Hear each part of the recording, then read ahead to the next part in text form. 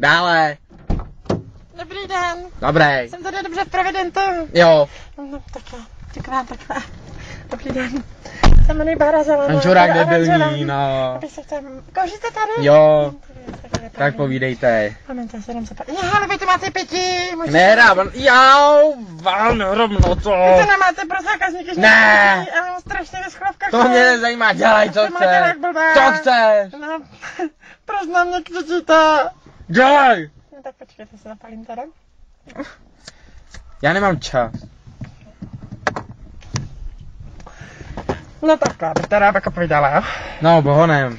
Já jsem takhle prostě se včera koupala. No. No jako u nás na statku. No. Já jsem byla strašně morbidní. Já jsem utopila 2 kozy, 1 kačenu. No.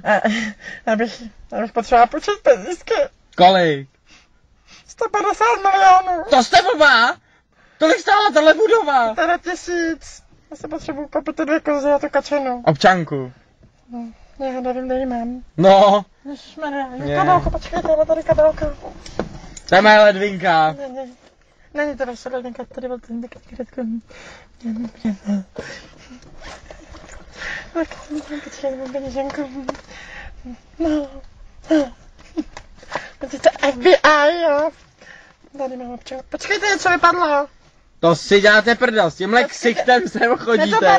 Pane peníze, vyčorko jedna ze srana. S tímhle ksichtem jdete pro půjčku? Děláte si prdel? Tam jsem ještě pifala muž. No to jste teda pifala muž, ale jak svině. No teď vypadáte taky hrozně.